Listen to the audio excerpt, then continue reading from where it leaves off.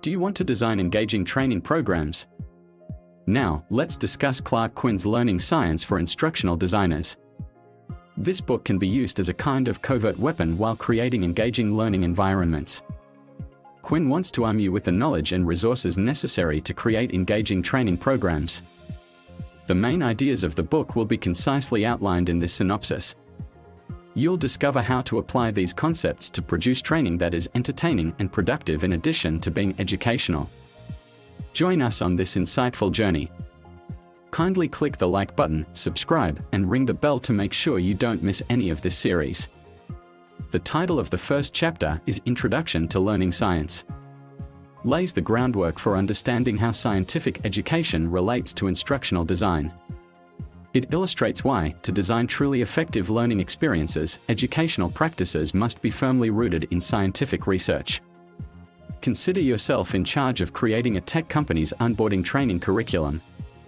If you don't comprehend the science underlying human learning, your program may fall short and leave trainees uninformed and unprepared. You may design a program that genuinely engages and educates students by including science education. The following are the key lessons this chapter imparts to us. First, the foundation of learning science. To understand how people learn best, learning science integrates knowledge from education, psychology, and neuroscience. Second, practices based on evidence. The efficacy and efficiency of teaching tactics are guaranteed when research-based methodologies are employed. Chapter 2 titled, From Neural to Useful. It fills in the knowledge gap about how our brains function at the neurological level and how we may use this knowledge to create more effective learning environments. It illustrates how understanding how the brain works can help develop teaching tactics that complement how people learn best. Imagine a teacher attempting to convey a difficult idea like photosynthesis. The teacher can employ visual aids to facilitate understanding, repeat exposure to promote learning, and break down concepts into manageable bits by knowing how the brain processes information. What details does this chapter provide? First, neural foundations. Information is processed and stored in our brains in a certain way. Making more effective educational materials can be aided by identifying these trends. Second, chunking information. The brain has a finite capacity for processing information at once. It is easier for students to take in and remember information when it is broken down into smaller, more digestible chunks. Chapter 3's heading is Architectural Artifacts. It focuses on the neural pathways and structures that affect how we learn. It also investigates how we may use mental models and schemas to organize and analyze information in instructional design. Assume you are developing a financial literacy online course. You can create your course so that new material is connected to learners' pre-existing mental models of money, such as budgeting or saving, which can help learners absorb and remember new information. Here are several strategies we ought to understand. First, mental models and schemas are structures that aid in the organization and interpretation of data.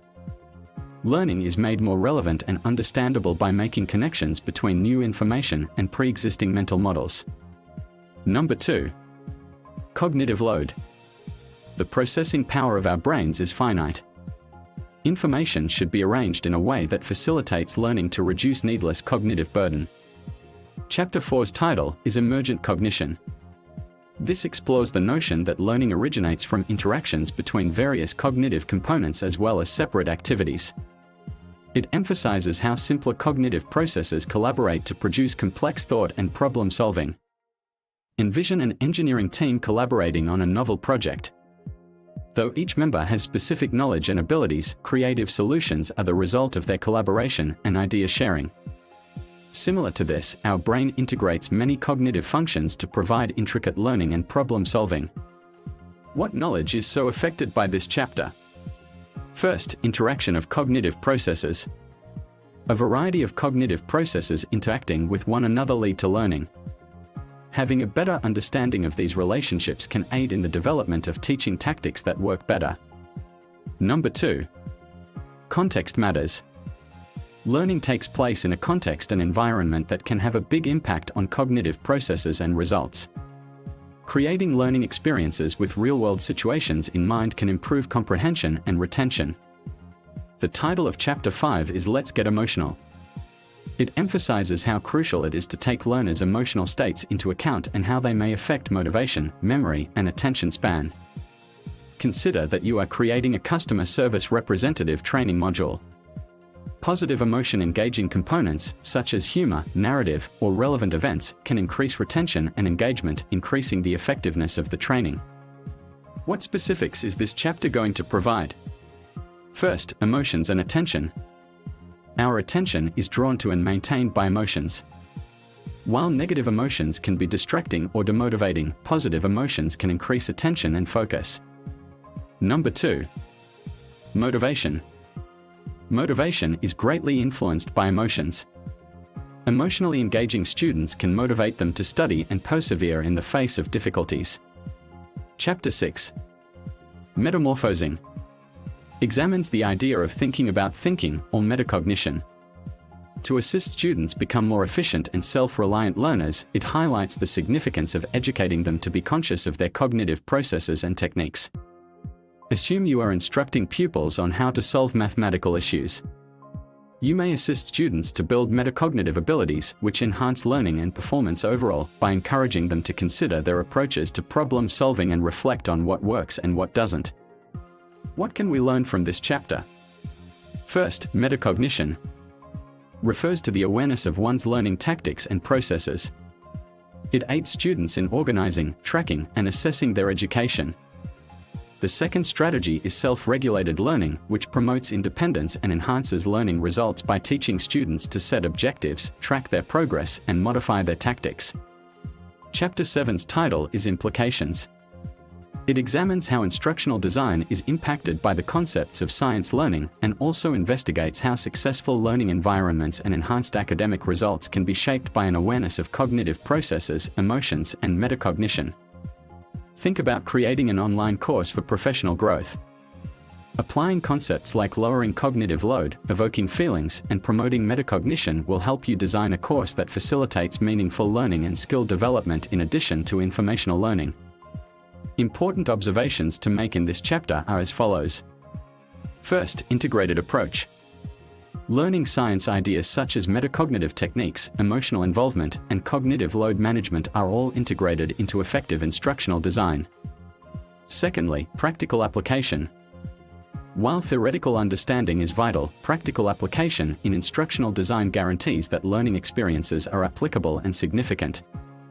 The title of Chapter 8 is Putting It All Together.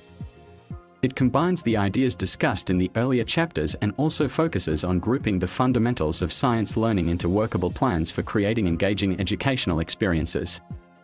Consider that you are creating an extensive onboarding training program for new managers. Through the integration of cognitive science, emotional involvement, metacognition, and real-world applications, a curriculum that guarantees managers can implement the acquired abilities effectively in their responsibilities may be developed. What new information does this chapter offer? First, holistic design. To develop a whole learning experience and incorporate several aspects of learning research, such as emotional involvement, cognitive load, and metacognitive methods. Step 2. Practical implementation. Apply the knowledge you have learned about science to specific problems in instructional design, including increasing retention or learner engagement.